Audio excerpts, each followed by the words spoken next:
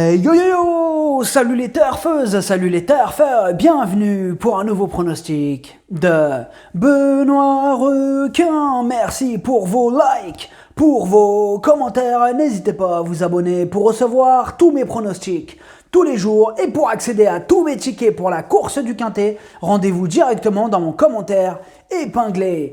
Ok, place au pronostic du Quintet du samedi 15 janvier, direction Paris-Vincennes pour le prix du Forez, 3 attelés, 2700 mètres, 16 partants, réunion 1, course 3, indice de confiance 3 sur 5.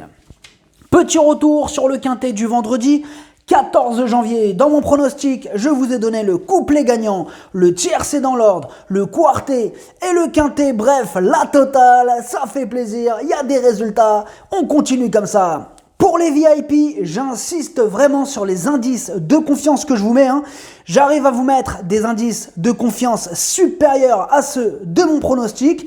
Là, pour ce vendredi, j'avais 2 tickets indices de confiance 5 sur 5 et ils sont tous les deux passés dans l'ordre. Ça fait plaisir. Pour ceux qui souhaitent rejoindre notre équipe VIP, concentrez-vous sur les forts indices de confiance que je vous donne. Ok, c'est parti, on commence le pronostic et on commence avec le numéro 1, Foxtrot C. Et on écoute son entraîneur Cédric Mégissier. Foxtrot C met un peu plus de temps que d'habitude pour retrouver son bon niveau.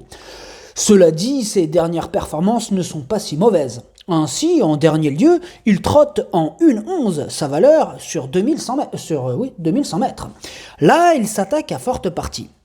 C'est plus une course pour préparer un prochain objectif où il sera mieux placé. En plus, il reste ferré, sa tâche est trop compliquée pour être à l'arrivée. Alors ce que j'en pense de Foxtrot C, c'est le moins riche de la course, il reste sur 6 échecs consécutifs, je l'écarte. Le numéro 2, For You Madric, et on écoute Jean-Luc Bijon. For You Madric s'est rapidement montré fautif dernièrement. Mieux vaut le juger sur sa 2e place à Cagnes-sur-Mer ou sa 4e place en début de meeting dans un lot semblable. Sa forme est sûre, il revient sur un parcours qu'il apprécie, il serait risqué de l'écarter. Alors ce que j'en pense de For You Madric, alors lui déjà, c'est mon 2e cheval de complément en cas de non partant. Alors For You Madric, il a le défaut de ne pas toujours répéter ses bonnes sorties. Et comme d'habitude avec For You Madric, ce sera tout ou rien. Le numéro 3, Et voilà de Muse. Et on écoute Sébastien Garato. Et voilà de Muse m'a donné entière satisfaction depuis son retour à Paris-Vincennes. Il aurait pu finir plus près fin novembre s'il avait eu l'ouverture plus tôt avant de confirmer 2 semaines plus tard. Évoluer avec un peu de fraîcheur ne sera pas un problème, il est en pleine forme, on affronte une certaine opposition mais en courant battu, il peut encore terminer à l'arrivée. Alors, ce que j'en pense des Voilà de Muse. Alors, ces 2 dernières sorties sont bonnes, il n'a plus à faire ses preuves à ce niveau. Une confirmation est logiquement attendue. Le numéro 4, Bleu Ciel, et on écoute Jean-Maurice.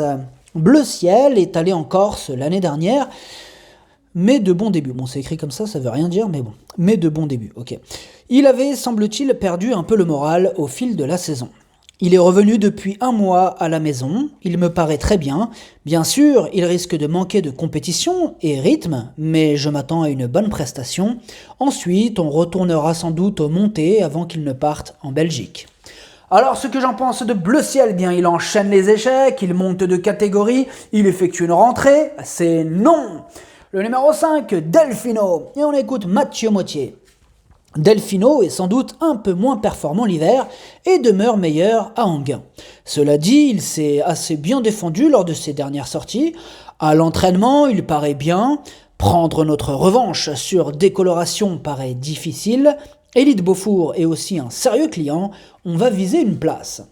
Alors, ce que j'en pense de Delfino, il est confirmé à ce niveau. Ses 2 dernières sorties sont bonnes. Il va défendre chèrement ses chances. Le numéro 6, Décoloration, et on écoute Jean-Michel Baudouin. Décoloration est vraiment revenue au top et a gagné à 2 reprises récemment avec la manière. Elle monte un peu de catégorie. Cela dit, elle est compétitive pour la victoire. Je crains en priorité Ellie de Beaufour. Elle n'a rien perdu de sa bonne forme et doit jouer un premier rôle. Alors ce que j'en pense de décoloration, elle est dans une forme olympique. Elle a remporté ses 2 dernières courses et elle a encore une belle carte à jouer. Le numéro 7, Frick Duchesne. Alors on écoute Julien Lemaire. Frick Duchesne n'a jamais pu s'exprimer dans la ligne droite dimanche alors qu'il possédait les ressources nécessaires pour accrocher une place. Comme il n'a pas eu une course éprouvante, je le présente de façon rapprochée. Il paraît toujours au top, l'opposition est de taille, mais une place reste à sa portée à l'issue d'un déroulement de course plus favorable qu'en dernier lieu. Alors, ce que j'en pense de Frick Duchesne, bon, tout d'abord, lui, c'est le 8e de mon pronostic. Alors, Frick Duchesne, il reste sur 2 échecs consécutifs qui comportent, c'est vrai, des excuses. Il n'a plus à faire ses preuves à ce niveau, il va tenter de remettre les pendules à l'heure. Le numéro 8, Cicero Noah. Et on écoute Nico Dynans. Cicero Noah n'était pas prêt, mais ne s'est pas mal comporté pour sa rentrée. Il va monter là-dessus. Cependant, cet engagement arrive un peu trop vite, seulement 6 jours après sa reprise de contact avec la compétition. Dans un tel contexte, sa tâche va être compliquée. Alors, ce que j'en pense de Cicero Noah, à ce niveau, sa marge est réduite et d'autres chevaux passeront en priorité. Le numéro 9, Élie de Beaufour, et on écoute Jean-Michel Bazir. Élie de Beaufour a gagné de bonne manière le prix Jean Dumouche le mois dernier en contrôlant la course. Je le défère des 4 pieds cette fois, il découvre un bon engagement, fermé, il s'est préparé dans de bonnes conditions, aussi il est capable de poursuivre. Alors, ce que j'en pense d'Élie de Beaufour, il a la pêche, il est en plein dans sa catégorie, il fait quasiment l'arrivée de toutes ses courses, il s'annonce redoutable. Le numéro 10, Fairy Wood, et on écoute Alexandre Abrivard. Fairy Wood a perdu de sa superbe en vieillissant et va entrer au haras après l'hiver. Nous avons changé notre façon de l'entraîner afin de lui redonner du moral. Samedi, elle fait face à un engagement favorable. Élie de Beaufour et Décoloration sont de sérieux clients, mais elle semble en mesure d'accrocher une place. Alors, ce que j'en pense de Fairy Wood, elle reste sur 4 échecs consécutifs et pourtant elle est confirmée à ce niveau et elle ne sera pas malheureuse toute sa vie, réhabilitation en vue. Le numéro 11, Firecracker, on écoute Louis Baudron. Firecracker est mal parti à Bordeaux, puis a longtemps dû progresser en épaisseur. De plus, il manquait de préparation. Auparavant au Mans, il avait été victime d'un problème pulmonaire, j'ai essayé de le préparer au mieux pour cet objectif. Il sera sans enrainement, comme lors de certains de ses succès. Décoloration et Élie de Beaufour sont de sérieux clients, mais j'y compte. Alors, ce que j'en pense de Firecracker, il reste sur 2 échecs consécutifs, mais bon, il a maintes fois prouvé sa compétitivité au niveau qui nous intéresse, il y a de la revanche dans l'air. Le numéro 12, Duel du Gers, et on écoute Mathieu Abrivard. Duel du Gers a très bien couru en dernier lieu au Bouscat où cela n'était pas évident à 25 mètres. Il est resté en bonne forme. Ce n'est pas facile à ce niveau où l'opposition est de qualité, cela fait un petit moment qu'il n'a pas été vu à Vincennes. Je pense que cela va lui convenir, s'il a la bonne course, une place dans le quintet est tout à fait envisageable. Alors, ce que j'en pense de Duel du Gers, bon alors tout d'abord, lui c'est mon cheval de complément et aussi mon regret quand même. Ah, le choix il est un petit peu dur là, j'avoue c'est un regret quand même le 12. Alors, Duel du Gers, ce que j'en pense, on ne l'a pas revu à Vincennes depuis son échec le 28 mai, mais il apprécie pourtant cet hippodrome et à l'issue d'un parcours favorable, il va tenter de se mêler à l'emballage final. Le numéro 13, Blues d'Ourville, et on écoute Madame Virginie Moquet. Blues d'Ourville reste sur des prestations qui ne sont pas mauvaises, mais cela commence à être compliqué pour lui. Pour finir, c'est toujours un peu plus difficile face à l'adversité. On essaye de profiter des engagements les plus favorables qui lui restent en France jusqu'au mois de mars, mais c'est compliqué. On longe le rail et on espère toujours prendre une 6e ou 7e place. Alors, ce que j'en pense de Blues d'Ourville, il reste sur 3 échecs consécutifs, là il a 11 ans et dans ce lot, sa marge elle se réduit clairement et il intéressera quand même les amateurs de champs réduits et de belles cotes. Le numéro 14, Cash du Rib. Et on écoute personne, on n'a pas les commentaires de l'entraîneur. Ouais, dommage. Bon, c'est le seul. Après, comme vous l'avez vu, on a le reste.